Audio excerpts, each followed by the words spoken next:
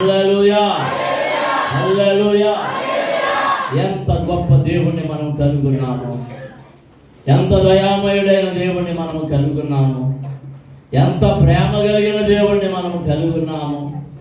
ఆయన మనల్ని ప్రేమించి తన రెక్కల చాటును దాచి కాచి కాపాడి అన్ని విధములైనటువంటి తొందరల నుండి, శోధనల నుండి, ఇబ్బందుల నుండి, ఇరుకల నుండి విడిపించి నడిపించి ఆయన నామాన్ని మనము కనపరచాలని ఎంచి మనలను సమకూర్చిన దేవుడు. దేవునికి స్తోత్రం.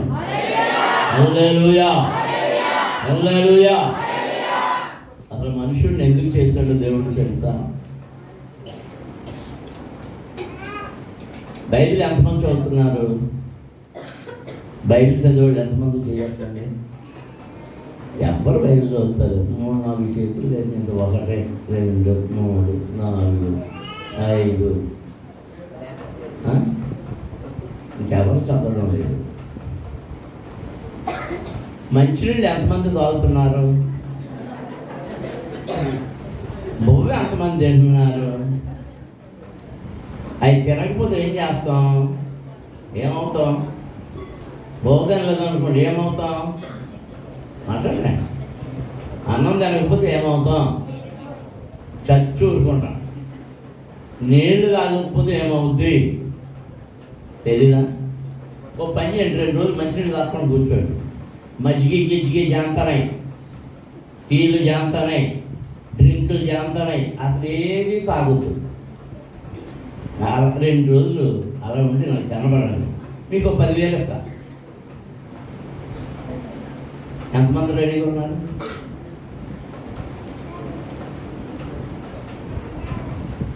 హాస్పిటల్లో బలహీనంగా ఉన్నారని హాస్పిటల్కి వెళ్తే సెలైన్స్ ఎక్కిస్తారు, చూసారు ఎప్పుడన్నా? అది చూడలేదు నేను. ఆ ముఖ్యంగా ఏం తెలియదు పాపం. ఇప్పుడే అంటే క్షణాలు అవసరం. ఇంకా ఏమోని పనులు ఆ పనులలోంచి వచ్చారు. ఒరిస్సా నుంచి వచ్చారా? కాదు కదా. హాస్పిటల్లో సెలైన్స్ ఎక్కించడం చూసారా? ఎందుకో తెలుసా? బలహీనత సంభవించినప్పుడు లేదా వాంతులు విరోచనాలు పట్టుకున్నప్పుడు శరీరంలో నీటి శాతం తగ్గిపోతుంది. ఆ నీటి శాతం బాగా తగ్గిపోతే చచ్చుకుంటాడు మనిషి. వాడిని బతికించడం కోసం ఏం చేస్తారంటే వెంటనే వెళ్ళగానే ముందు ఈ సెలైన్స్ పెడతారు. డ్రిప్ పెట్టండి అంటారు. అంటే ఒక్కొక్క బొట్టుగా శరీరంలోకి వెళ్ళాలి. ఆ పెట్టే విధానంలో కూడా తేడాలు ఉన్నాయి. అర్జెంటుగా ఎక్కేసేటట్టుగా కొన్నిసార్లు ఆ పేషెంట్ పరిస్థితిని బట్టి పెడతారు. నెమ్మదిగా ఎక్కించే సెలైన్స్ కొన్ని ఉంటాయి, వాటిలో మందులు కలుపుతారు. ఇవన్నీ ఎందుకంటే మనిషి యొక్క దేహంలో నీరు గాలి తగ్గిపోతే వాడు చచ్చుకుంటాడు. ఆత్మీయ జీవితంలో వాక్యం అనే నీటిని మనము త్రాగకపోతే, వాక్యం అనే ఆహారం మనము తినకపోతే ఆత్మీయతలో చచ్చి ఊరుకుంటాం. దేవునికి చచ్చినవాడు పనికిరాడు.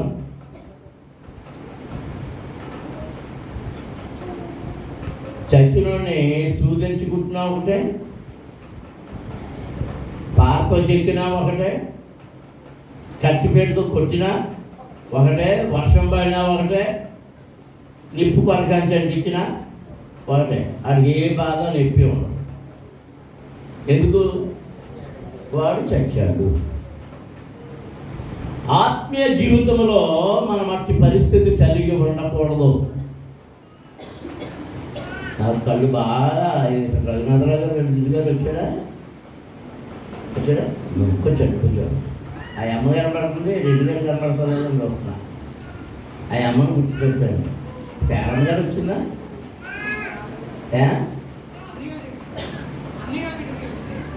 ఊరు వెళ్ళిందా?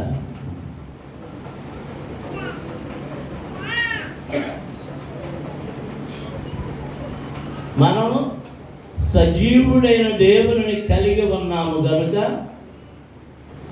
మనమును జీవమును కలిగి ఉండాలి. ఏం కలిగి ఉండాలి చెప్పండి అందరూ? జీవము కలిగి ఉండాలి. ప్రభు ఏం చెప్పాడంటే, నేనే మార్గమును సత్యమును ఏమై ఉన్నాడు చెప్పాలందరూ? జీవమై ఉన్నాడు. ఆయన జీవం మనలో ఉండాలి. అప్పుడే మనము బ్రతికిన వారముగా ఉంటాం. అందరం చేతులెత్తి దేవునికి స్తోత్రం చెల్లించాలి. హల్లెలూయా, హల్లెలూయా. మరి గత సంవత్సరంలో నేను వచ్చానో లేదో? వచ్చానా? మార్చిలో వచ్చానా? మరి అప్పటి నుంచి రాలేకపోయాను. ఈ సంవత్సరం ప్రారంభంలోనే జనవరిలోనైనా మిమ్మల్ని చూడడానికి రావాలనే ఆశతో బయలుదేరి రావడం జరిగింది. సాధ్యమైతే అసలు రాత్రే వద్దాం అనుకున్నాను, కానీ శరీరం సహకరించకపోవడం, ఇప్పుడు మళ్ళీ రోజు వచ్చి మళ్ళీ తిరిగి వెళ్ళమంటే ఒక వారం 10 రోజులు నా ఒళ్ళంతా నలుకొట్టేసినట్టు ఉంటుంది. ఈ బలహీనతల వల్ల సరిగా మీ మధ్యకి రాలేకపోతున్నాను. మీరు ప్రార్థిస్తే దేవుడి నాకు శక్తి ఇస్తే నేను రావడానికి ప్రభు కృప అనుగ్రహిస్తే మీ మధ్యకి వస్తుంటాను. మీరు మా మధ్యకి రావాలి అన్నవారు, ప్రార్థిస్తామన్నవారు ఎంతమంది అన్నారు? చేయగలుగుతారు. మంచిదే. మరి మొహమాటానికి అన్నారో అదేంటి కానీ ఎందుకు అన్నారో నాకు తెలియదు. కానీ మరి వచ్చే నెలలో కూడా బాబీ జోసఫ్ గారు వస్తాడు. నేను కూడా రాగలిగే స్థితి కోసం ప్రార్థన చేయండి. బాబా అబ్బాయ రమేషేనా కాదా? ప్రార్థన చేయండి. ప్రార్థన చేస్తానన్న వాళ్ళు చేతులు ఎత్తి స్తోత్రం చేస్తారు. దేవుని స్తోత్రం. ఏదో మొహమాటంగా చెప్తున్నట్టు ఈ స్తోత్రాలు.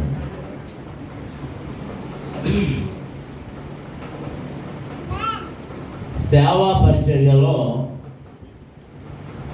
దేవుడు మమ్మల్ని నడిపించినప్పుడు ఆయన చిత్త ప్రకారంగా భద్రాచలాన్ని కేంద్రంగా చేసుకోవాలని మేము ఆశించేవాళ్ళం. కానీ దేవుడు ఎందుకు నిశ్చయించాడో, స్థిరపరిచాడో పేరును మా చేతికి అప్పగించి దీనిని కేంద్రంగా చేసినందుకు దేవునికి స్తుతులు చెల్లిస్తూ ఉన్నాను. దేవునికి స్తోత్రం. హల్లెలూయా, హల్లెలూయా.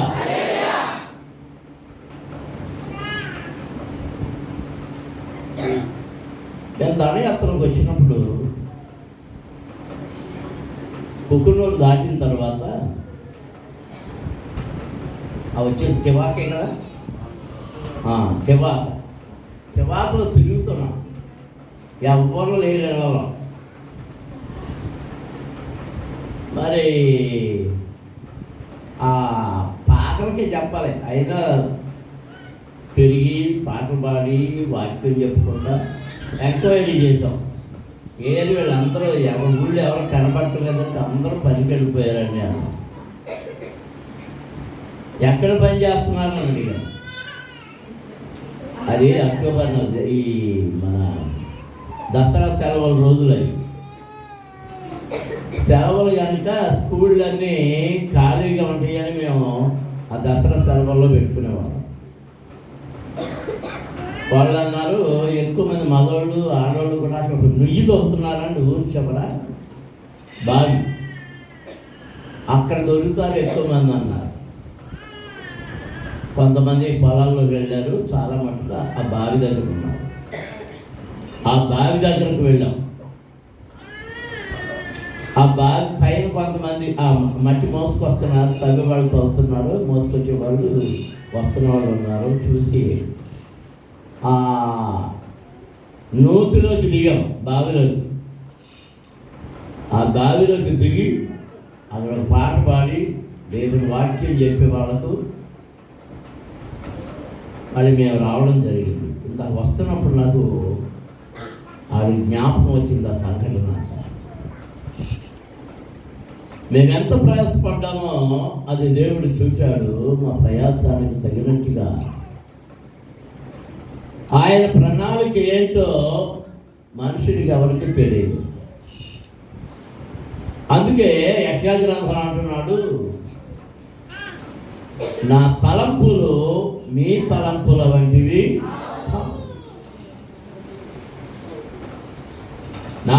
మీ మార్గములు నా మార్గముల వంటివి.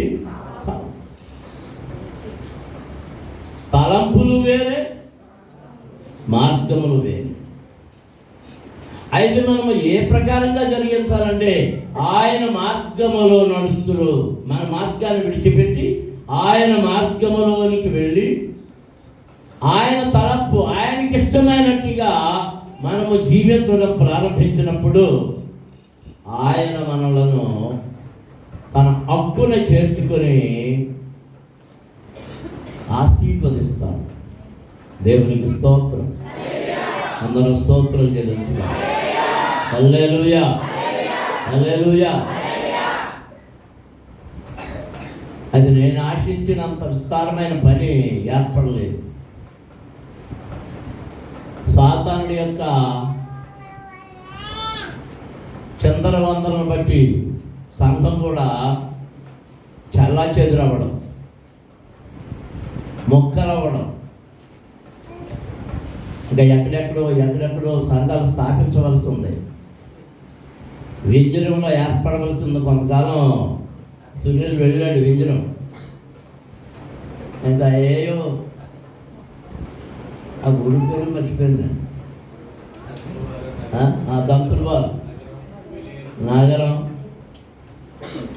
వెళ్ళారు ఇవన్నీ. అయితే మన రాజీవ్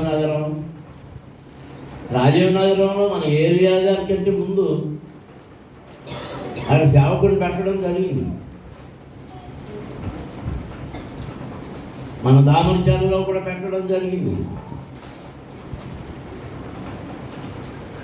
గాలి కొట్టిపోయినట్టుగా కొట్టిపోయాను కొందరు.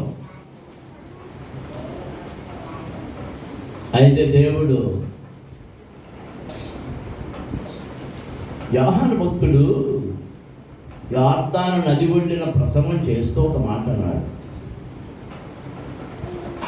ఆయన చేతిలో ఏముందట చెప్తారా? చేట. ఏముంది? చేట ఎందుకు ఉంటుంది? చేట ఎంతమందికి తెలుసు? అనుమానం వచ్చింది. మీ అనుమానం తెలుసుగా. మీ మధ్య ఇప్పుడు చేతలు అవసరం లేదు. ఎవరు చేతలు కొట్టలేదు. ఖచ్చితంగా ప్రతి ఇంట్లో చేట ఉండేది పూర్వం. యాంటి బియ్యం ఏరడానికి, చెరగడానికి రకరకాలుగా.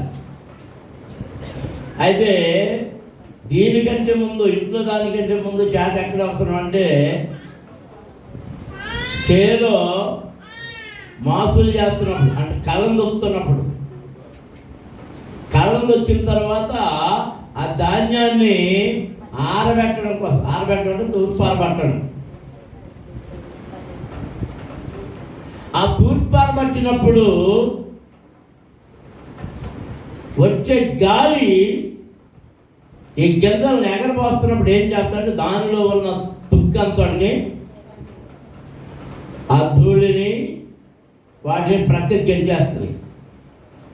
ఇంకా రకరకాలుగా గట్టి ధాన్యం మాత్రం తప్పాతాలు ఎగిరిపోతుంది. గట్టి ధాన్యం మాత్రమే ఆ రాశి మీద పడుతుంది. ఈ రాశి పండిన పంట. అలాగే రాశి సమకూర్చబడిన ఆత్మలు. విశ్వాసుల సమూహం. ఆ రైతు రాశిని చూచినప్పుడు ఎలాగైతే సంతోషపడతాడో, పంట పండించిన రైతు ఆ రాశిని చూసి సంతోషపడినట్లుగా దేవుడు తన సేవకులను పంపించి వాక్యపు విత్తులు నాటించి అవి ఫలించి పంట సమకూర్చబడినప్పుడు రాశిగా ఏర్పడితే ఆ రాశిని చూసి ప్రభువు కూడా సంతోషిస్తున్నాడు. దేవునికి స్తోత్రం. హల్లెలూయా, హల్లెలూయా. ప్రియ సంఘమా, నేను వాక్యంలోనికి వెళ్ళే ముందు మరో 2 సంగతులు జ్ఞాపకం చేస్తున్నాను. వచ్చే నెల ఫిబ్రవరి 24, 25, 26 తారీఖుల్లో మన సభలు జరుగుతున్నాయి మలకపల్లిలో. మరి సంఘం అంతా 3 రోజులు అక్కడ ఉండేటట్టుగా ముందు నుంచి సిద్ధపడాలి. అందరూ తప్పకుండా హాజరై దేవుని సన్నిధిలో పరలోకపు ఆశీర్వాదాలు పొందుకోవడానికి సిద్ధపడాలని తెలియజేస్తాం. సభల పేపర్లు తెచ్చాం, అలాగే క్యాలెండర్ తీసుకొచ్చాం. ప్రతి ఇంటిలో ఆ క్యాలెండర్ పెట్టుకోండి. మీకు ఎవరెవరో క్యాలెండర్స్ ఇచ్చుంటారు, కానీ మన సంఘం యొక్క క్యాలెండర్ ఉండడం అది మీకు దీవెనకరమని, సంఘ కేంద్రము నుండి మీకు ఆశీర్వాదాలు అందించబడుతున్నాయని మీరు గుర్తుంచుకోవాలని మీకు తెలియజేస్తూ ఉన్నాను. దేవునికి స్తోత్రం. హల్లెలూయా. మరి నేను పోయినసారి వచ్చినప్పటికీ ఇప్పటికీ మందిరంలో చాలా మార్పులు చేశారు. మరి నూతన ఏంటిది కార్యవర్గం పెద్దలు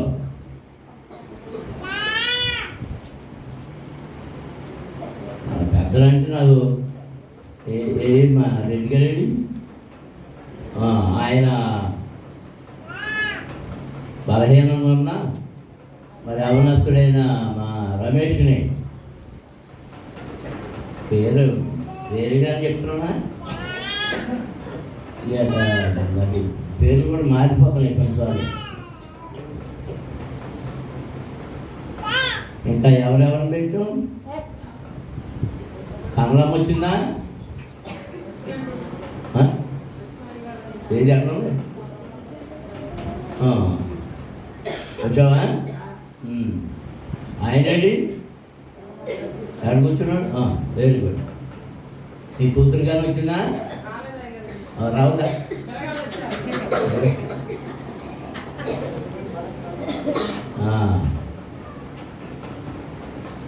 మరి ఇంకా ఎవరెవరినో నిర్ణయించాం. ఆ అమ్మాయి ఇంకా పురుషుల్లో కూడా ఎవరినో నిర్ణయించినట్టున్నాం. రమేష్ అట్లేనా? ఇంకా బలంగా సంఘ పెద్దల యొక్క పనేంటో కూడా తెలుసుకోవాలి. సంఘం బలంగా ముందుకు సాగాలంటే సంఘానికి స్తంభాలు ఏమంటే సంఘ పెద్దలే.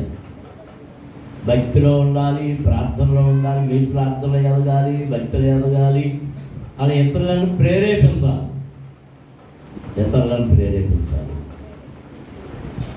అది సుశీలం ఉన్నప్పుడు వాళ్ళందరూ వెంటేసుకొని అలా పోయేది. ముసలి ఎవరు ఉండేవాడు, ఈ శర్మయ్య వీళ్ళందరూ అలాగూ ఆత్మను సంపాదించుకోగలగడానికి ప్రభు కృప అనుగ్రహించాడు. అలాగే పెద్దలకు వాళ్ళు చేయవలసిన పని ఏంటంటే, దేవుని దగ్గర ప్రభువా నీ సంఘములో నేనేం చేయాలో నాకు నేర్పు, నాకు జ్ఞానం దయచేయి అని అడగాలి. పరిశుద్ధ గ్రంథాన్ని మీరు శ్రద్ధగా చదివితే చాలా విషయాలు మీకు తెలుస్తాయి. అందుకని మీరు వాక్యం చదివేవారు ఎంతమంది ఉన్నారు అన్నాడు.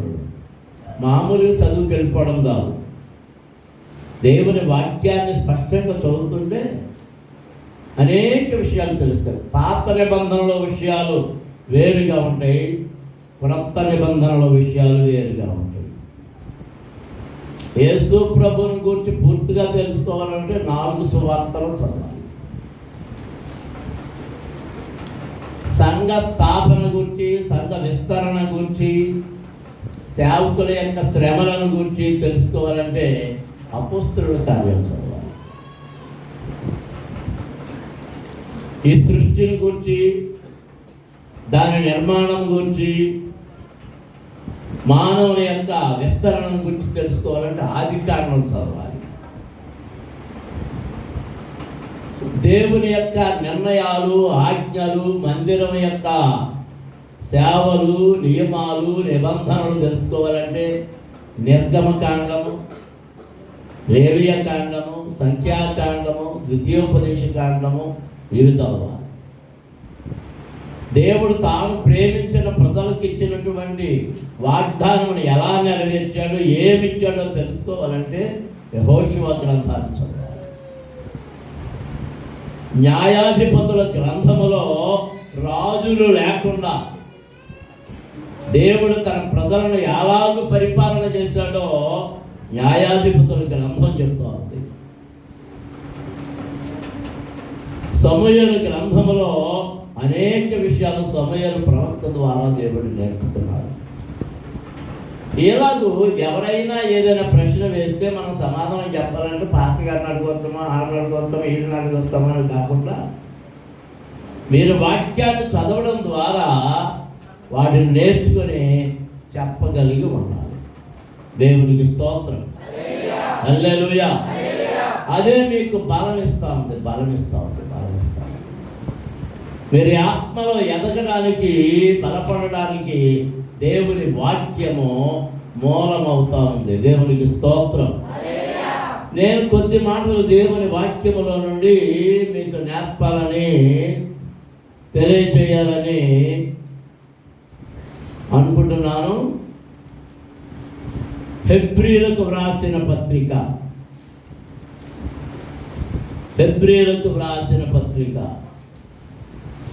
3వ అధ్యాయము 1వ వచనము నుండి 12వ వచనం వరకు ఒక్కసారి ఎవరైనా లేచి నిలబడి స్పష్టంగా చదవండి.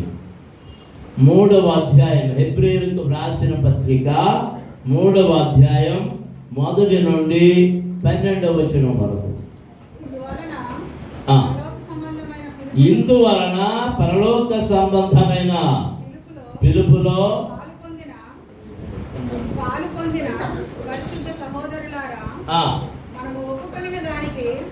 మనము ఒప్పుకొనిన దానికి అపోస్తలుడును ప్రధాన యాజకుడునైన యేసు మీద లక్ష్యముంచుడి.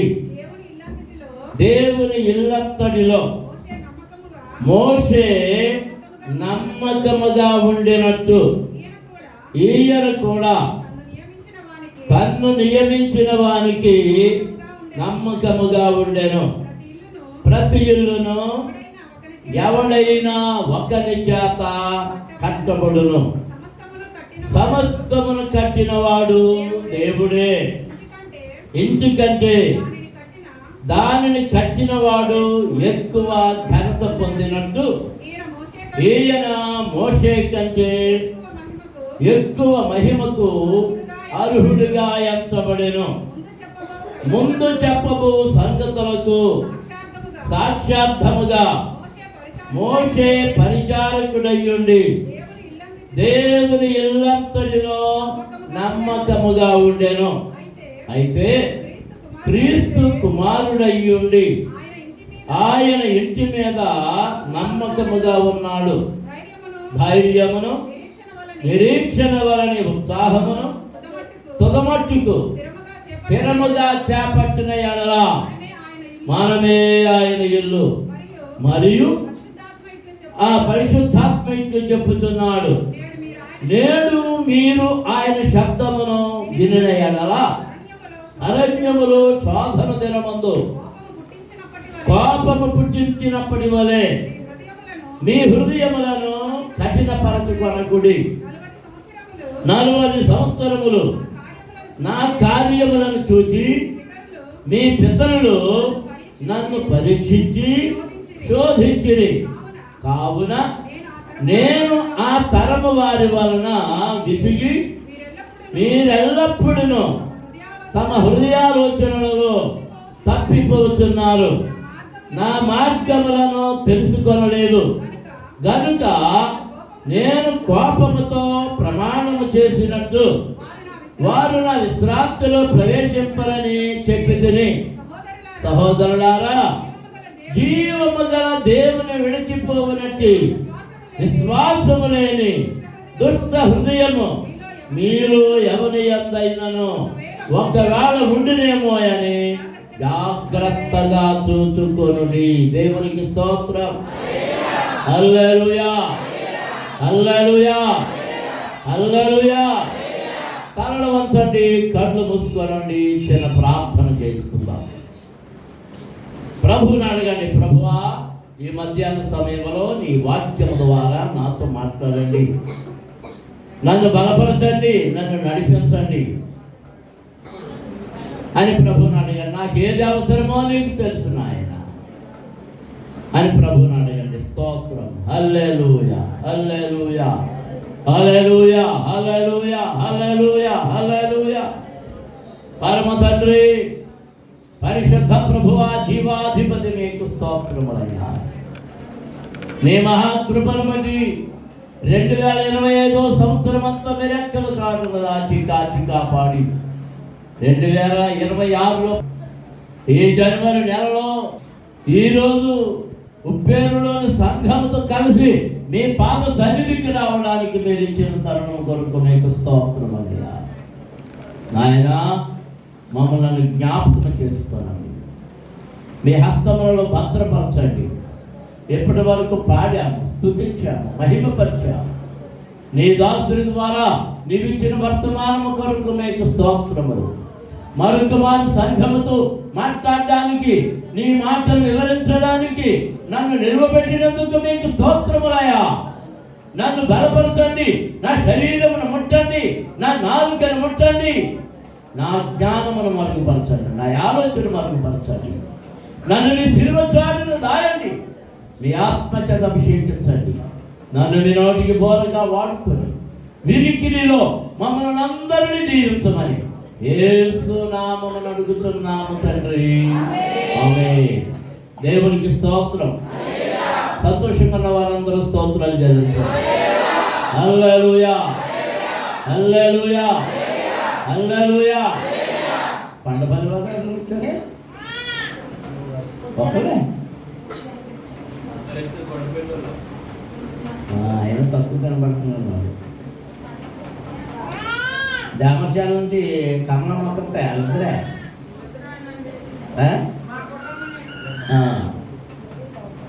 మరి మన రాజీవ్నగర్ నుంచి ఏరియా కదా, ఇంకెవరు లేరు.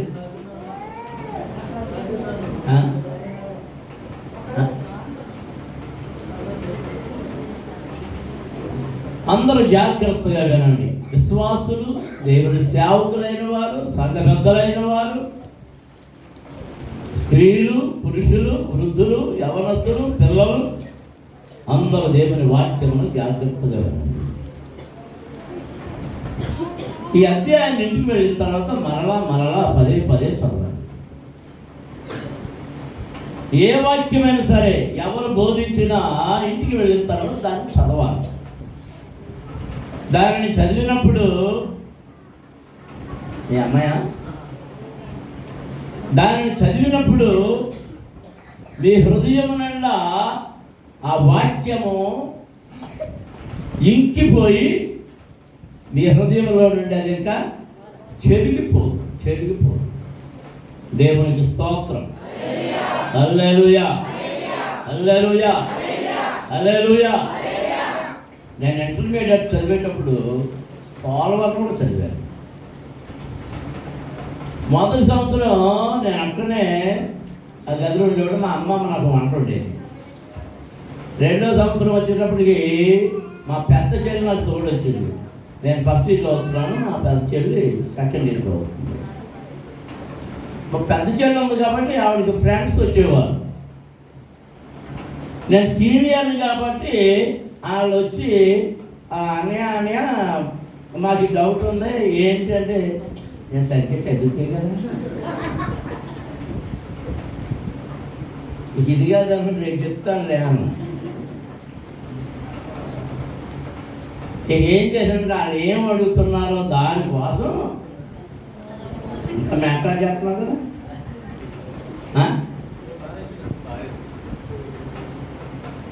హీట్ ఇప్పుడు ఉందా లేదు సబ్జెక్టు?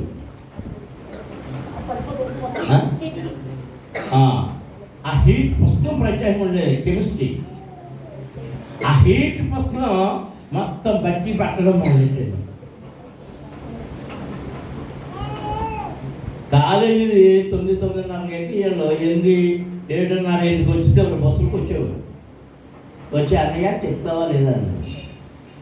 రాత్రంతా చదివేమో గుర్తుందేమో ఇప్పుడు చెప్తాం మొదలెట్టారు. ఇక అది ఏమైపోయిందంటే నేను చదవడం పొద్దున్న చెప్పడం. నేను మర్చిపోతానా? ఇప్పుడు మర్చిపోయాను, ఇప్పుడు గుర్తులేదు. ఇప్పుడు హీట్గా ఎవరైనా చెప్పమని వచ్చే మాత్రం నేను చెప్పలేను.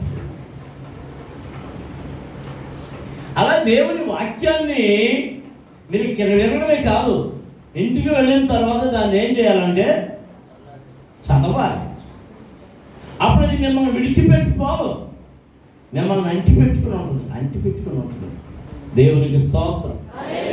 అందరం స్తోత్రం చెల్లించుదాం. హల్లెలూయా. ఈ హెబ్రీ పత్రికలో ఈ 3వ అధ్యాయము ఒక ప్రత్యేకమైన సంగతిని మనం నేర్చుకుంటున్నాం.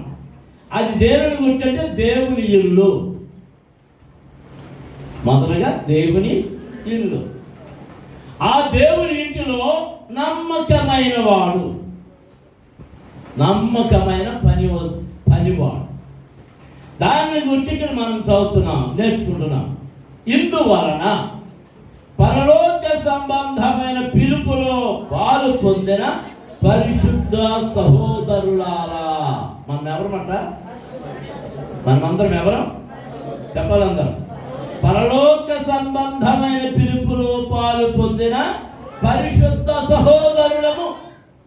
దేవునికి స్తోత్రం. హల్లెలూయా, హల్లెలూయా. మనము ఒప్పుకొన్న దానికి అపోస్తలుడును ప్రధాన యాజకుడునైన యేసు మీద లక్ష్యముంచుడి. దేవునికి స్తోత్రం. హల్లెలూయా. మనం ఎవరి మీద లక్ష్యం ఉంచాలి? యేసు మీద. ఆయన ఎవరట? అపోస్తలుడును ప్రధాన యాజకుడు. ఆయన మీద లక్ష్యముంచుడి. లక్ష్యముంచుడు అంటే గురి ఉంచుడి. మీ గురి ఆయన మీద నిలిపి ఉంచాలి. ఎవరి మీద నిలిపి ఉంచాలి? యేసయ్య మీదే మన గురి నిలిపి ఉంచాలి. మన చూపు ఆయన మీద ఉండాలి, మన లక్ష్యం ఆయన మీద ఉండాలి, మన ఆలోచన ఆయన మీద ఉండాలి. ఇక దేని మీద ఉండకూడదు. దేని మీద ఉన్నా మనం గురి తప్పిన వారం అవుతాం, గురి చూచిన వారం కాదు అని మనం తిన్నగా చూస్తున్నాం. వంకర చూపులు చూస్తే మనకు కనబడ్డాం, వంకర చూపులు చూస్తే మనం కనబడ్డాం. దేవునికి స్తోత్రం. హల్లెలూయా, హల్లెలూయా, హల్లెలూయా.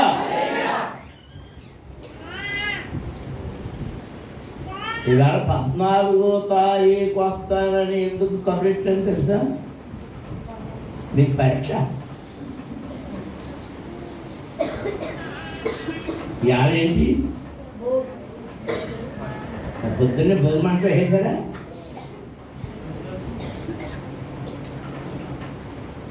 కొంతమంది చూసి ఏంటి భోజమంట సరాడుతున్నారు అంటే మనకు ఎవరు కావాలి? అవ్వా కావాలి, బొవ్వా కావాలి. అవ్వా కావాలి, బొవ్వా కావాలి. ఏంటి మా అమ్మాయికి ఏంటి అనుమానం వచ్చింది? అమ్మా ఏమనుమానం వచ్చింది? మరి ఎవరి మీద లక్ష్యం ఉంచాలి? దేవుని మీద మాత్రమే, దేవుని మీద మాత్రమే లక్ష్యం ఉంచాలి. దేవునికి స్తోత్రం. యేసు వైపే చూస్తూ మనం పరుగు పెట్టాలి. ఈ హెబ్రీ పత్రికతో దాని గురించి వివరించబడి ఉంటుంది. ఆయన మీద లక్ష్యముంచుడి, ప్రధాన యాజకుడు అపోస్తలుడు ఆయన మీద లక్ష్యముంచుడి. దేవుని ఎల్లంతటిలో మోషే నమ్మకముగా ఉండినట్టు ఈయన కూడా తన్ను నియమించిన వారికి నమ్మకముగా ఉండెను. దేవునికి స్తోత్రం. హల్లెలూయా. ఇప్పుడు ఆయన ఎవరికి పోల్చాడు? మోషేతో పోల్చుతూ ఉన్నాడు. మోషే ఎవరికి నమ్మకంగా ఉన్నాడట? దేవుని ఇల్లంతటిలో. చెప్పండి, దేవుని ఇల్లంతటిలో. దేవునికి స్తోత్రం. హల్లెలూయా. మోషే కంటే శ్రేష్ఠుడు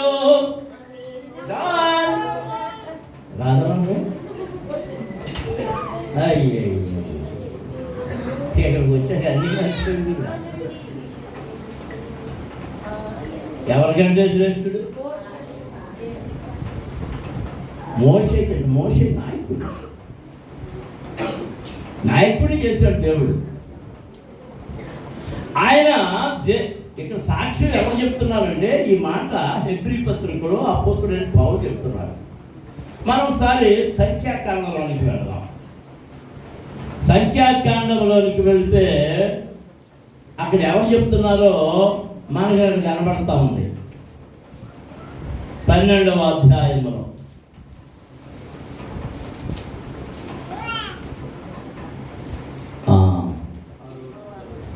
మొదటి నుండి చదువుదాం.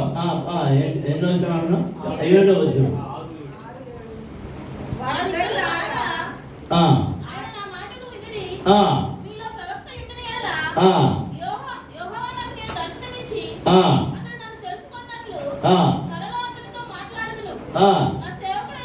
నా సేవకుడైన మోషే అట్టివాడు కాడు, అతడు నా ఇల్లంతటిలో నమ్మకమైన వాడు. నా ఇల్లంతటిలో నమ్మకమైన వాడు. ఈ మాట ఎవరు చెప్పారు?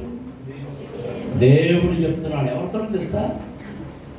ఎవరితో చెప్తున్నాడో తెలుసా? మోషే గారి అన్న అయినటువంటి అహరోను, అక్క అయినటువంటి మిర్యాములతో చెప్తున్నాడు. ఈ ఇద్దరునట మోషే మీద సడిగారు. ఎవరి మీద?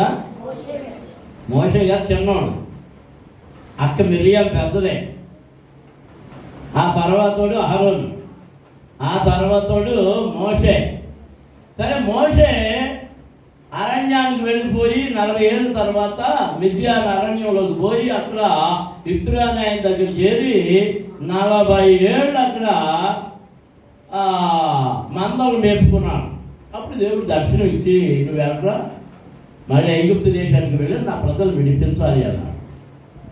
అక్కడ ఐగుప్తు రాజైన ఫరోతో వ్యాజ్యమాడి దేవుని తరఫున అనేక కార్యాలు చేసిన తర్వాత విడుదల పొంది వచ్చేస్తున్నారు, మార్గంలో వచ్చేస్తున్నారు. మోషే మాంగారు మోషే భార్యను పిల్లలను తీసుకొచ్చి అప్పచెప్పాడు. జాగ్రత్తగా వినండి అందరూ. ఎవరిని తీసుకొచ్చి అప్పచెప్పాడు?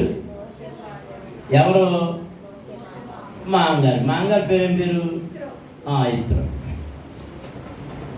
వచ్చిన తర్వాత మరి ఏమైందో కానీ అక్కకేనే అన్నయ్యకి నచ్చలేదు. ఆ మాటలే నచ్చలేదో, అందమే నచ్చలేదో. ఇప్పుడు వరకు పెత్తనం అవుతుందంటే ఆమె రానంతసేపు పెత్తనం అవుతుంది. అక్కడే అన్నయ్యే, ఏం పట్టించుకునేవాడు కాదు.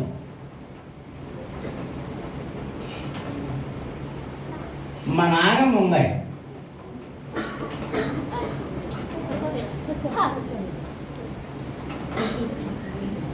సునీల్ అనే పేరు అజయ్, విజయ్ ఉద్యోగం చేసి ఏదైనా డబ్బులు తెచ్చి ఎవరికి ఇచ్చేవాడంటే పెళ్ళిగా ముందు ఎవరికి చూడు మాట అంటే ఇవ్వలేదా ఏంటి? ఇప్పుడు ఎట్లా నాయమ్మ ఏది ఎంత ఎక్కడ దాన్ని పెట్టింది ఇప్పుడు ఎట్లా ఏం మొహమాటగా మాట్లాడు, స్ట్రైట్గా మాట్లాడు. ఏమంటారు కొన్ని పెద్ద కొడుకు ఎత్తున్నాడా అది ఆవిడే చెప్పేస్తుంది. అసలు ఎంత గొప్ప మంచి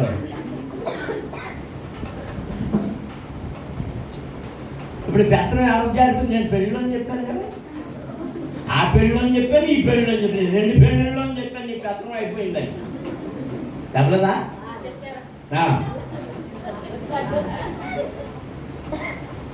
ఈ పెళ్ళికి సగం అయిపోయింది, పెత్తనం ఇక రావలేదు అని చెప్పాను. ఆయన పెళ్ళి పూర్తిగా అయిపోయింది ఇక నువ్వు అని. మరి పెత్తనాలు తేడా వచ్చినప్పుడు బాధ వస్తుంది కదా. మరి నాగమ్మ కూడా బాధ వచ్చి అప్పుడప్పుడు అంటుంది కదా, అంటుందా లేదా? ఎందుకు మాట్లాడితే ఒకవేళ ఆడతానకపోయిన పక్క కొడతాడన్నా, అసలు మా పిల్లవాడు ఏం పంపుతలేదు, ఏం ఇవ్వలేదు, ఏం తెచ్చుకోవట్లేదు, అది పట్టించుకొని ఇవ్వట్లేదు. ఏది ఏది ఇప్పుడు నేరం ఎవరికి వెళ్ళిపోయింది? అలాగా మోషే గారి భార్య అయిన ఏ పేరు? మోషే గారి భార్య పేరు సిప్పోరా గారు వచ్చిన తర్వాత వీళ్ళిద్దరికి ఏం కట్ అయినాయి? పెత్తనం కట్ అయింది. ఏం కట్ అయింది? పెత్తనం కట్ అయింది. ఆ కట్టింగుల్లో మా చిట్టమ్మకి ఏముంది? ఏం చిట్టమ్మ? ఆ పెళ్ళిలోనూ చెప్పాను నన్ను కట్ అయిపోయిందని.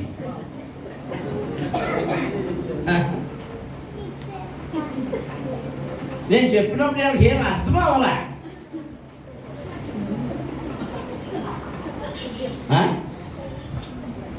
దేవునికి స్తోత్రం, హల్లెలూయా. సనగడం మొదలు పెట్టారు. ఎవరి మీద? ఎవరి మీద? మోషే. వీళ్ళు చెప్తాలేదు, వీటి మాట ఉందా? ఏమంటున్నారు? మరి ఏమంటున్నారు? నేరం అంతా ఎవరి మీద వేసారు? ఇప్పుడు మోషే మీద వేసేస్తే దేవుడు ఇప్పుడు చెప్తున్నాడు, అరే మీరు సడుగుతున్నారు మంచిది, కానీ వాళ్ళ ఎక్కడ రమ్మన్నా దగ్గరికి, నువ్వు కూడా రా. ఎక్కడికి? ప్రత్యక్షపు గుడారం దగ్గర. ఎక్కడికి? ప్రత్యక్షపు గుడారం, దేవుని సన్నిధికి. దేవునికి స్తోత్రం. అది మీకు 12వ అధ్యాయం ప్రారంభించి చదివితే కనబడుతుంది. ఏమని మాట్లాడుతున్నారట? మోషే కూషు దేశపు స్త్రీని పెళ్లి చేసుకుని ఉండారు కనుక అతను పెళ్లి చేసుకున్న ఆ స్త్రీని బట్టి మిర్యాము అహరోనులు అతనికి విరోధముగా మాట్లాడిరి. ఇక్కడ మాట చెప్తున్నా, ఏ దేశస్తురాలు చేసుకున్నాడంట? కూషి దేశస్తులు ఎలా అంటారు తెలుసా? నల్ల కర్రిముద్దులు, నల్ల కర్రిముద్దులు. ఇథియోపియా దేశం. ఇప్పుడు కూష్ అనే దాన్ని ఇథియోపియా దేశం అంటారు. ఇథియోపియాని ఫోన్లో కొట్టి చూడండి, ఇథియోపియన్ పీపుల్ అని కొడితే కలగా చూడండి, తెలిసిపోతుంది. మరి ఈ మోషే గారు ఎలా ఉన్నాడు తెలుసా? ఎర్రగా చక్కగా జామ పండులో ఉన్నాడు. ఏలో జామ పండులో ఉన్నారు. ఎవరో మిర్యాము అహరోను. భాషలకు ఏం నచ్చలేదు? భాష రంగు నచ్చలేదు. పెత్తనం పడుతుంది. ఈ పెత్తనం పోయిపోయి ఎవరు పోయింది? ఆ రంగు లేని దానికి వచ్చింది. ఏ సానగడం మొదలైంది. సానగడం ఆ కరిదే దొరికిందా? అమ్మిడి గుడ్లదే దొరికిందా?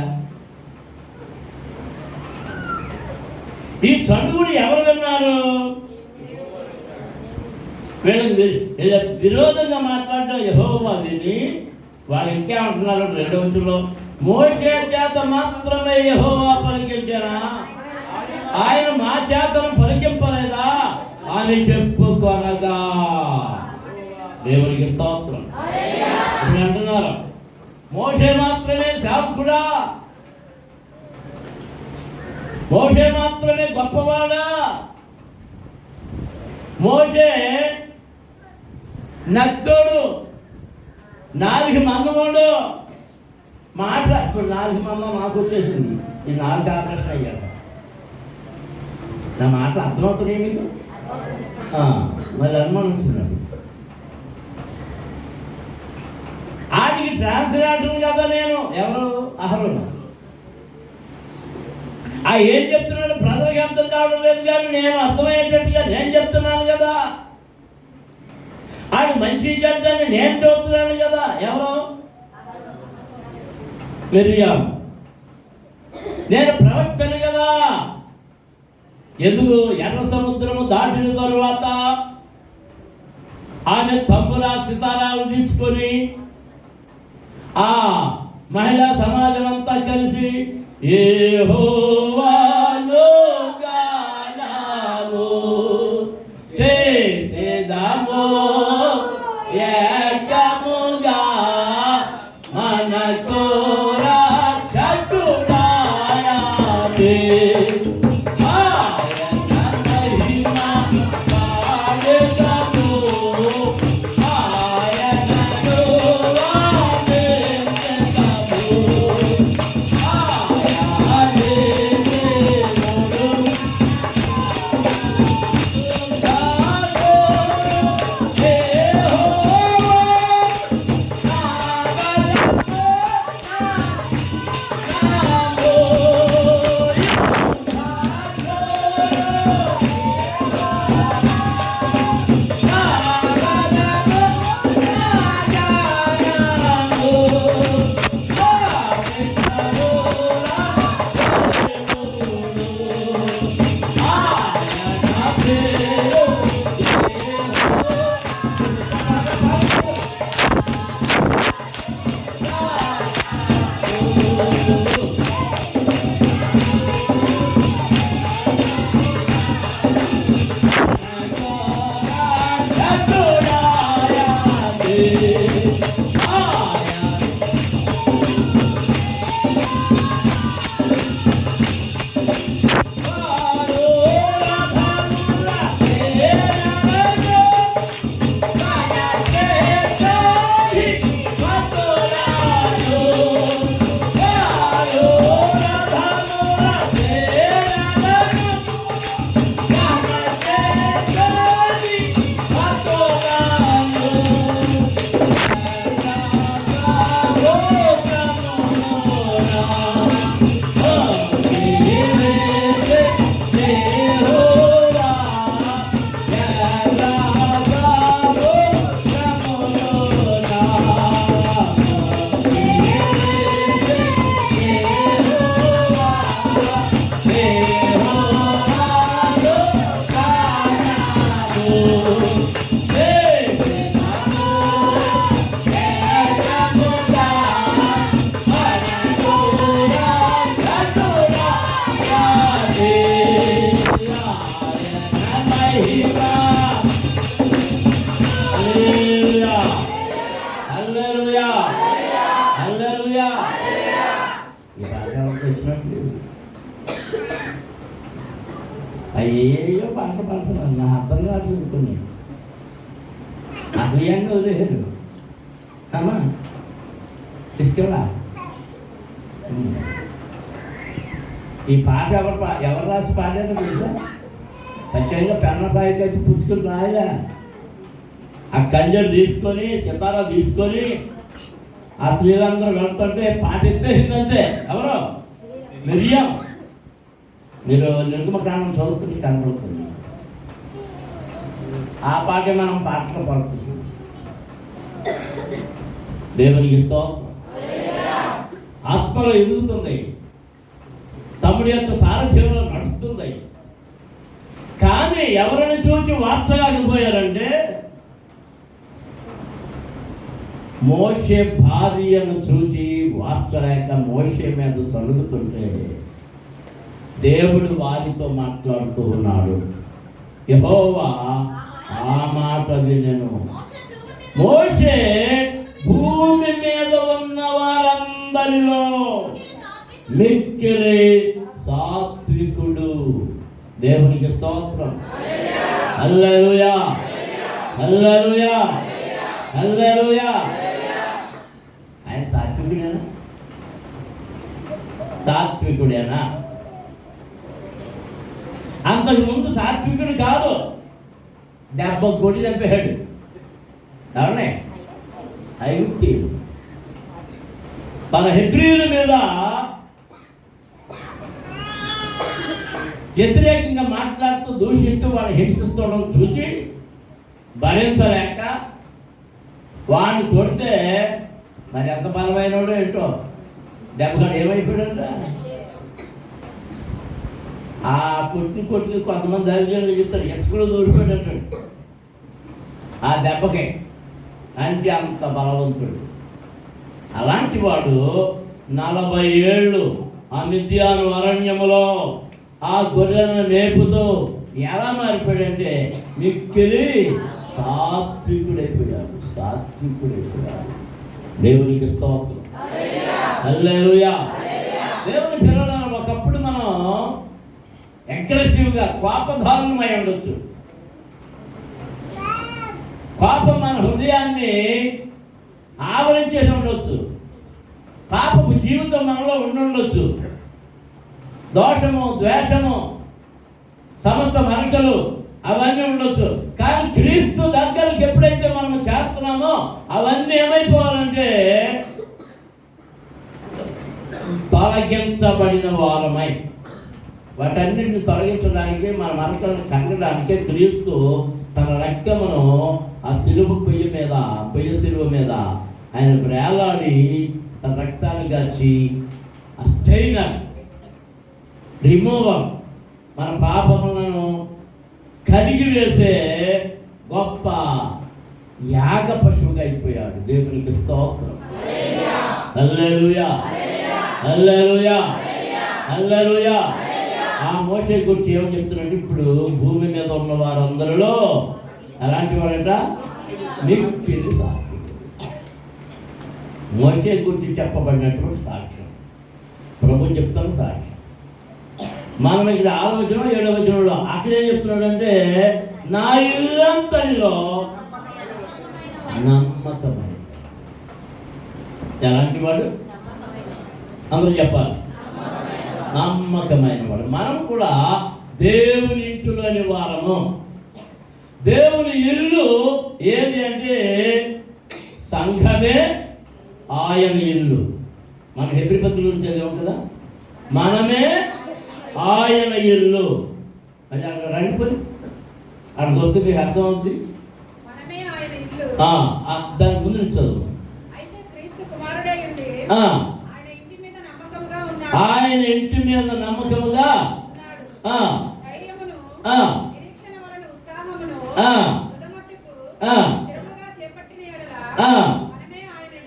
మనమే ఆయన ఇల్లు. మనం కూడా వచ్చి ఉంటుంది. ప్రతి ఇల్లును ఎవడైనా ఒకని చేత కట్టబడును, సమస్తమును కట్టినవాడు దేవుడే. దేవునికి స్తోత్రం. సమస్తమును కట్టినవాడు దేవుడే. మనమే ఆయన ఇల్లు అంటే మనము ఆయన చేత కట్టబడిన వారము. ఏం చెప్పిన వారం? మనం ఎవరి చేత కట్టబడ్డాం? దేవుని చేత కట్టబడిన వారము. దేవునికి స్తోత్రం. హల్లెలూయా, హల్లెలూయా, హల్లెలూయా. పెద్దలు కట్టాలో, చిన్నలు కట్టాలో, పొడిగిళ్ళు కట్టాలో, పొట్టిలు కట్టాలో, ఎన్నంతస్తులు కట్టాలో అది ఎవరి చిత్తము, ఎవరి ఇష్టము అంటే ఆ ఇంటిని కట్టే దేవాది దేవుని ఇష్టం మాత్రమే. దేవునికి స్తోత్రం. అందరూ స్తోత్రం చెల్లించుదాం. హల్లెలూయా, హల్లెలూయా.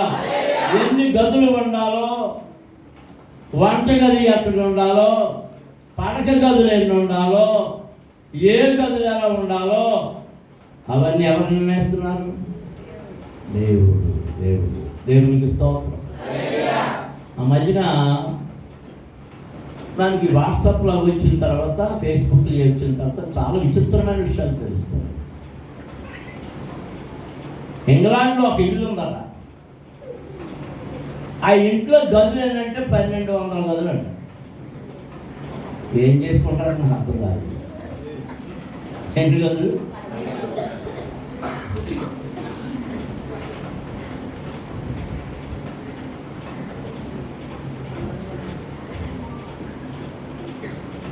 మలబల్లో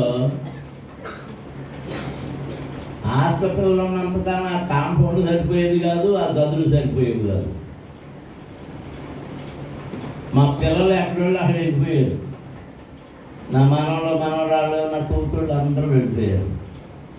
ఇక ఎవరో నేను, మా ఆవిడ, జోసఫ్ గారు, మా కోళ్ళ, మా చిన్ని సజ్జన్ బాబు గారు, మేమే. కానీ నా కూతుళ్ళు, అల్లుళ్ళు, మనవలు వచ్చినప్పుడు ఇల్లు సరిపోదు. ఎవరు ఎక్కడ పడుకోవాలా అని ఆలోచిస్తుంటారు. హాస్పిటల్లో ఉండగా అన్నీ ఎవరెక్కడ పడుకోవాలో వెతుక్కుంటే సరిపోతుంది. అవన్నీ గదులే. కింద ఎన్ని గదులు ఉన్నాయి? కింద 4, పైన 4, 8 గదులు. ఎవరి నేలలో కొన్ని గదులు. ఈ సభలు వచ్చినాయి అంటే ఏవి సరిపో. అట్లంటే ఏమంటారు? అందరూ జనం వచ్చేస్తున్నారు. ఎక్కడ ఉండాలో ఈ బాత్రూములు సరిపోవు, ఏమీ సరిపోవు. మందిరం ఎలా ఉంటారు? పందిరిలో ఉండేవాళ్ళు పందిరిలో ఉంటారు, ఎక్కడ ఉండేవాళ్ళు అక్కడ ఉంటారు. అది దేవుని సన్నిధి కాబట్టి ఆ 2 రోజులు 3 రోజులు భరిస్తారు. ఏది ఎంత ఉండాలో, ఎక్కడ ఎవరికి ఎంత ఇవ్వాలో అది ఎవరి ఇష్టము? దేవుని ఇష్టం. దేవునికి స్తోత్రం. ఇక్కడ ముఖ్యమైన విషయం ఏంటంటే, మోషే దేవుని ఇల్లంతటిలో నమ్మకమైన వాడు. దేవునికి స్తోత్రం. నమ్మకమైన వాడు కనుకనే నాయకత్వం అప్పగించాడు. నమ్మకమైన వానికే దేవుడి పని చెప్తాడు. సామెతల గ్రంథంలో ఏమన్నా రాయబడిందంటే, నమ్మకమైన వానికి మేలు, అధికమైన మేలు పొందుతాడు. మెండైన మేలు, మెండైన మేలు. దేవునికి స్తోత్రం. ఏం కలుగుతాయి? దీవెనలు, దీవెనలు. దేవునికి స్తోత్రం. హల్లెలూయా. దేవుడు తన సేవను నమ్మకస్తుడైన వానికి అప్పగిస్తాడు. నమ్మకమైన వాడికి అప్పగిస్తాడు. అపనమ్మకస్తుడికి అప్పగిస్తే ఎప్పుడు విడిచిపెట్టి వెళ్ళిపోతాడో తెలియదు. ఇక్కడ నేను ఎన్నో అలాంటి అనుభవాలు రుచి చూశాను. కొంత మంది సేవకులు పంపించాం. మన రాజీవ్ నగరం పంపించిన 2 సేవకులు వెళ్ళిపోయారు. మన దామరచాలలో ఉన్న సేవకుడు అలాగే వెళ్ళిపోయాడు. ఏంటి ఎవరో నేను వేలుస్తాను చేస్తున్నాగానే మా పనిని, సంఘాన్ని అంతని విడిచిపెట్టి దేన్ని ఆశించి వెళ్ళిపోయారు వాళ్ళు. పంపించింది ఎవరు? నియమించింది ఎవరు? చెప్పజేయకుండా పోయారు. చెప్పజేయకుండా పోయారు. నమ్మకస్తులా? నమ్మకస్తులా? చెప్పండి. మనుషుల దగ్గరే నమ్మకం చూపించలేని వాడు దేవుని దగ్గర ఎలాగూ నమ్మకంగా ఉండగలడు. దేవునికి స్తోత్రం. మనమందరం ఎలాగ ఉండాలంటే, మోషే ఎలాంటి సాక్ష్యము పొందాడో, మోషేని గురించి ఆయన అంటున్నాడు, నా ఇల్లంతటిలో నమ్మకమైన వాడు. మోషే ప్రార్థనా పరుడు. ప్రార్థన పరుడు. ప్రార్థన పరుడు కనుకనే కొండ మీద ఎన్ని రోజులు ఉండిపోయాడు చెప్పండి? 2 రోజులా, 5 రోజులా, 10 రోజులా, 20 రోజులా, 1 రోజా? ఎన్ని రోజులు ఉన్నాడు తెలవదా అమ్మా? నీకన్నా తెలుసా? కొండ మీద 2 రోజులు ఉన్నాడు.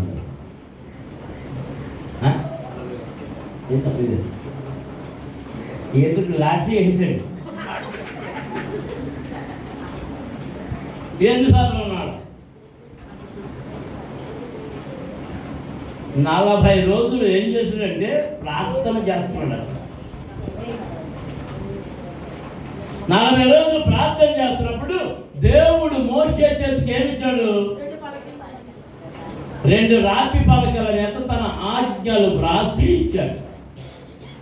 ఆ పిచ్చుకొని కింద దిగాడు. ఈయనతో పాటు ఇంకొక ఆయన ఉన్నాడు. ఆయన ఎవరు తెలుసా? తర్వాత చెప్పేస్తున్నాను. అహరోనా? యెహోషువ అహరోన్ గారు కింద ఉద్యోగం చేస్తున్నాడు. మరి అహరోన్ అన్నాడు కదా. అహరోన్ గారు చేసిన ఉద్యోగం ఏంటంటే మోషే గారు లేడు కాబట్టి అందరూ జారేసుకుని అన్ని పోసేసి ఓ దూడం చేసిదే మన దేవుడు అన్నాడు. ఈయనేం పెట్టాడు చెప్పండి? ఓ పార్టీ పెట్టాడు అంతే. ఏం పెట్టాడు? ఎవరిని విడిచిపెట్టారు? దేవుని విడిచిపెట్టేశారు. ఇప్పుడు ఈ దూడ మనం ఐగుప్తు నుండి బయటికి నడిపించింది అని చెప్పడం మొదలుపెట్టాడు. అవునా? కిందకు దిగి వచ్చినటువంటి మోషే చూసి కోపంతో రగిలిపోయి దేవుడిచ్చిన పలకలను ఏం చేశాడంటే ఆ బొమ్మ చేసి కొట్టేసి ఆ బొమ్మను చెతకు కొట్టేసి దాన్ని ముక్కలు చేసి దాన్ని కాల్చేసి దాన్ని బూడి చేసి ఆ బూడిదంతా పట్టుకెళ్ళి వాగులు కలిపి నేను అనుకుంటున్నాను ఈ బైబిల్ చెప్తే బాగోలేదు. ఈ వినాయక విగ్రహాలు ఈ ఏంటది దుర్గమ్మ విగ్రహాలు పట్టుకెళ్ళి నిమజ్జనం చేస్తున్నట్టు ఈ ఇంట్లో వచ్చిందేమో అన్నాను.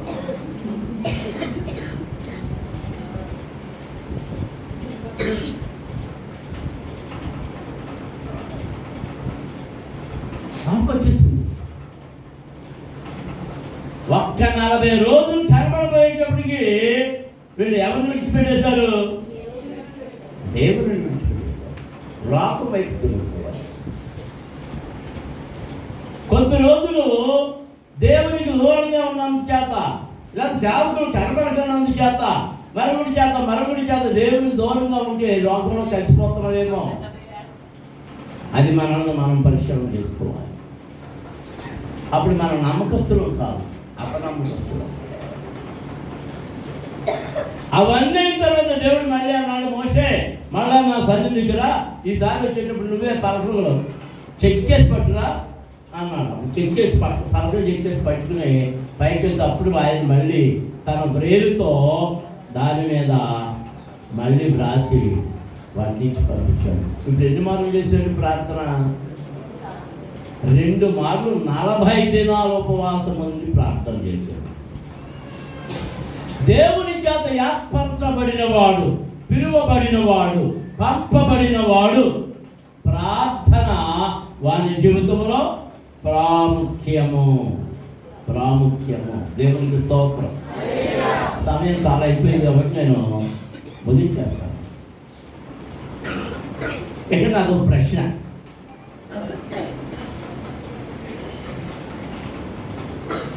మోషే గారు రోజుకి ఎన్ని ప్రసంగాలు చేసేవాడు? మోషే గారు రోజుకు ఎన్ని ప్రసంగాలు చేసేవాడు? సునీల నువ్వు చెప్పు.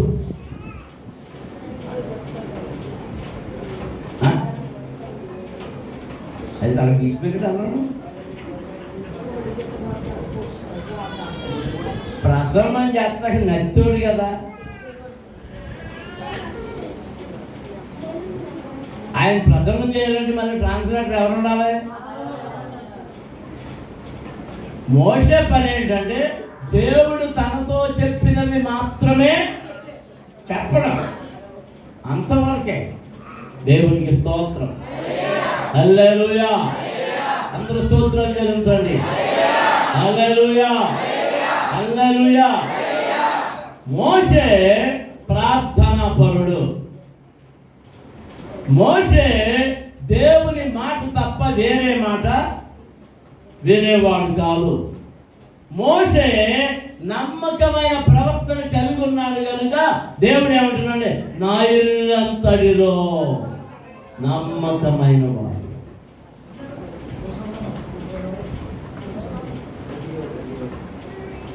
ఇంకా ఏమంటున్నాడంటే అతడు ఎలాంటి వాడట? మిక్కిలి సాత్వికుడు. అలాంటి వాడు మిక్కిలి సాత్వికుడు. సాత్వికత, దీన మనసు. సాత్వికత అంటే దీన మనసు. అవమానాలైనా, శోధనలైనా, ఇబ్బందులైనా, ఇరుకులైనా ఎందుకు మనం చెప్తున్నాడంటే ఫరో రాజు దగ్గరికి వెళ్ళినప్పుడు ఎన్ని అవమానాలు, ఎన్ని తిట్లు, వాళ్ళకి ఇశ్రాయేలు ప్రజలు కూడా ఎన్ని అవమానకరమైన మాటలు మాట్లాడారు. నువ్వు పెత్తందారు ఏంట్రా అన్నారు. నువ్వేంట్రా. అవన్నీ అక్షేతరింపులు, ఆ పలకరింపులు, ఆ తోచరింపులు అన్నిటిని భరించాడు కనుక దేవుడు ఏమంటున్నాడంటే అందరిలో మిక్కిలి సాత్వికులు. దేవునికి స్తోత్రం, హల్లెలూయా, హల్లెలూయా. దేవుని ఇంటిలో మనము నమ్మకమైన వారముగా ఉండాలి. ప్రార్థన చేయడంలో నమ్మకమైన వారముగా ఉండాలి. సాక్ష్యమిత్రులలో నమ్మకమైన వారముగా ఉండాలి. దేవుని పిల్లలారా, దేవుని సేవలో అనేక కష్టాలు వస్తాయి, అనేక నష్టాలు వస్తాయి, అనేక ఇబ్బందులు వస్తాయి. దేవుని సేవకు వచ్చిన వారికి సుఖాల కంటే కష్టాలు ఎక్కువ.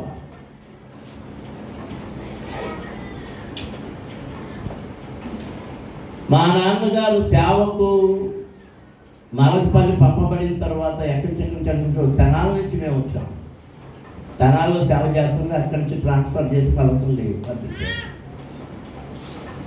నా చిన్నతనంలో పెంతెకోస్తు వారిని ఎవరు రాయించేవారు కాదు, ఎవరు ఆదరించేవారు కాదు. సంఘంలో గట్టిగా ఒక 10 మంది విశ్వాసులు చాలా పెద్ద సంఘం అని.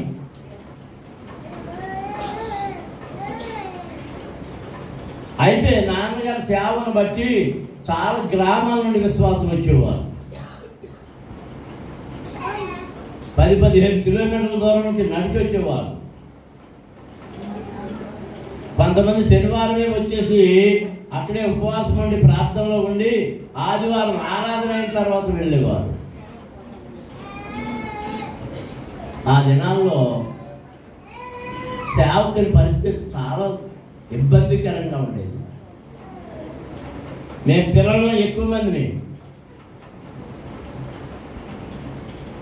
ఆ ఎక్కువ మంది పిల్లలను పోషించాలంటే జీతాలు నాతాలు ఏమీ లేవు.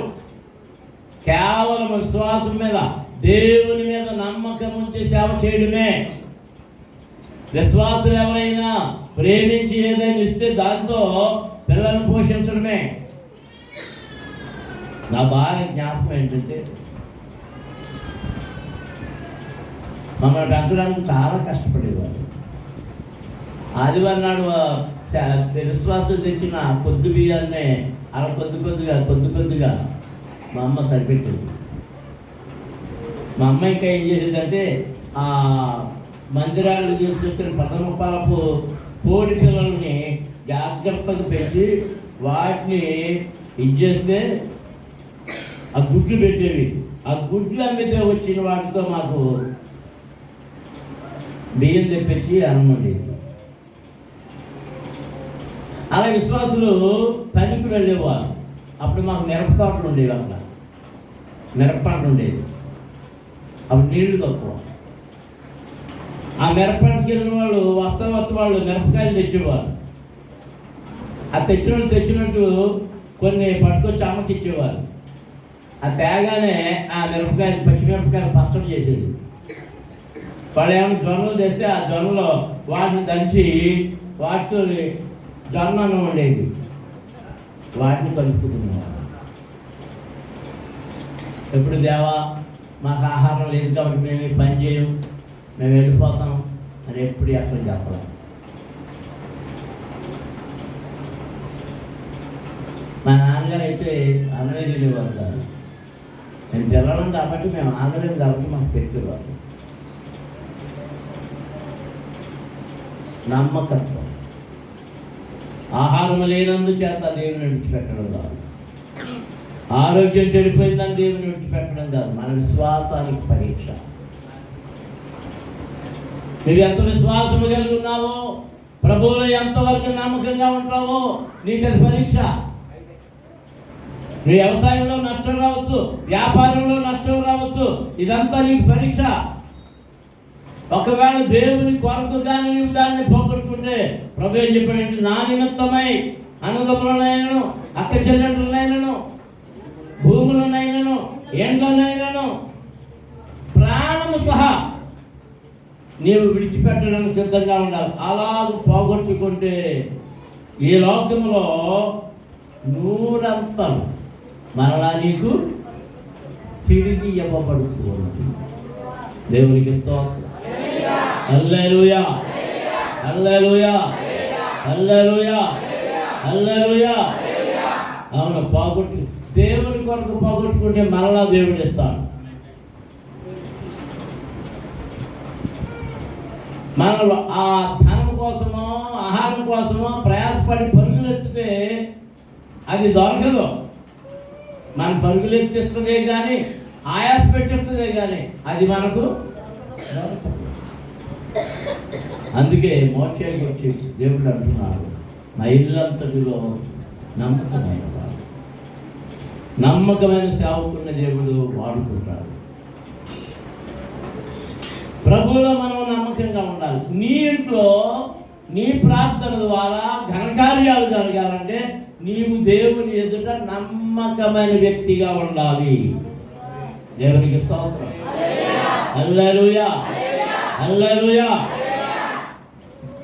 12 సంవత్సరాల నుంచి రక్తస్రావంతో బాధపడుతున్నటువంటి స్త్రీ బాగుపడినప్పుడు ఆయన చెప్పిన మాట ఏంటి? అమ్మా, నీ విశ్వాసమే నిన్ను బాగుపడు. దేవునికి స్తోత్రం. హల్లెలూయా, హల్లెలూయా, హల్లెలూయా, హల్లెలూయా.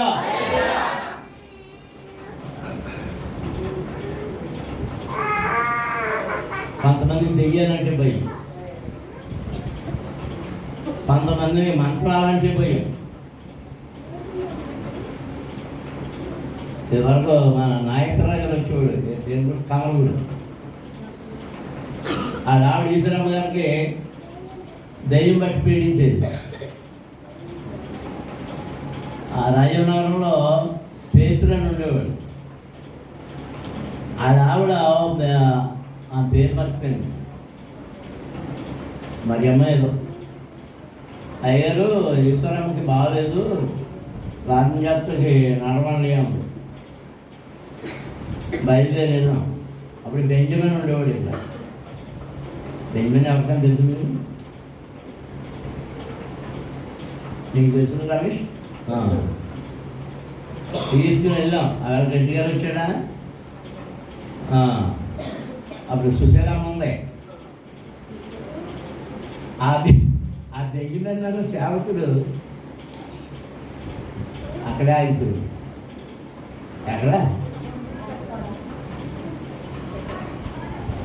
ఎక్కడ ఎవరు పాఠం చెప్తాకింది? దెయ్యానికి పాఠం చెప్తాకింది. నాతో కొంతమంది ఉన్నారు, వాళ్ళు మరి బెగ్గపట్టుకుని వచ్చారు. నేనేమన్నా అంటానేమో, నాకేం భయం లేదు, దెయ్యం లేదు, ఏమీ లేదు. మేము వాళ్ళకి వెళ్ళినప్పుడు వాళ్ళ ఇంటి ముందు చాలా పందిరేసి ఉంది. మేము కాళ్ళు కట్టుకుంటున్నాం. ఈ పేతురు భార్య గొంతుకి జారబడింది. గొంతుకి జారబడి ఈశ్వరమ్మని అయ్యగారు వచ్చారు, రామ్మ అంటే వచ్చి నన్ను పలకరిస్తూ మానేసి ఈ పేతురు భార్య వైపు చూసి ఏమే ఏమైనా తీసుకొచ్చావా అమ్మాయి.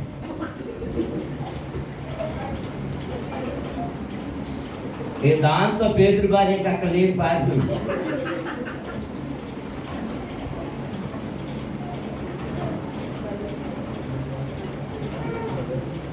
అప్పుడు సుశీలమ్మని ఇంకా కొంతమంది ఉన్న స్త్రీలు వాళ్ళని ఆమెను పట్టుకుని ఆమె చెవులో ఏసరక్తి అప్పటికి మేము ప్రార్థన చేస్తాం. నేను నమ్మకపోండి వాళ్ళు వెళ్ళి పట్టుకుంటూ వాళ్ళు ఎలా ఉంది పడిపోతుంది. ఎవరి దగ్గరికి వెళ్ళినా పడిపోతుంది, నాకు గెంటేస్తుంది. సరే అలాగే కాదని నలుగురు ఆడోళ్ళు పట్టుకుంటే మొత్తం ఆడోళ్ళు అందరూ గెంటేసింది. మీకు ఎలాగ కాదని మీరు ఆడోళ్ళు సాయం అంటారు, పురుషులు మీదన్నా పట్టుకున్నాను, వాళ్ళని గెంటేస్తుంది.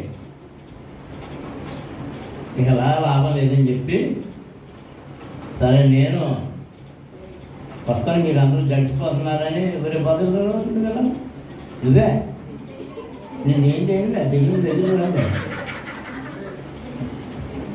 మాతో మరబిల్ నుంచి వచ్చిన ఇంకా సేవకులు ఉన్నారు. వాళ్ళతో మా సంఘ పెడుతున్నాడు గాబ్రియల్ అని. గాబ్రియల్ నువ్వు ఆ రెక్కట్టుకో, నేను రెక్కట్టుకున్నానని ఇలా వేసుకున్నాను. ఆయన అలా వేసుకున్నాడు. ఎందుకంటే ఈ రెక్కలు ఎలా పెట్టేస్తే ఎవరైనా గంటదని. నేను ఈ పక్కన అక్కడనే వాళ్ళు ఆ పక్కన ముగ్గురు ఉన్నారు, ఆ ముగ్గురిని గంటేస్తున్నాను, నేను వెళ్ళకపోతుంది. అలా చెప్పగా వేసులొచ్చింది అంటే నన్ను వదిలేయండి అంటుంది. ఎందువల్ల నువ్వు ఎక్కడ చెడిపోను, నేనేమన్నా మా తోటి కూడా వచ్చాను, నేను ఎవరు నీకు కొట్టుకోవాలంటే చచ్చిపోయింది, అది దాన్ని చంపేసాను నేనే అంటుంది దెయ్యం. ప్రార్థన చేయగా సరే వెళ్ళిపోతున్నాను, ఇంకా నేను ఉండను, ఇక రానులే అని వెళ్ళిపోయింది. దేవునికి స్తోత్రం, హల్లెలూయా. దెయ్యం అంటే నీకే ముందు భయం అయితే ఇంకా దెయ్యం ఏమేస్తుంది? ఆ దెయ్యం భయంతో స్తోత్రం ఆయన పని చేస్తాను కొట్టుకోండికో.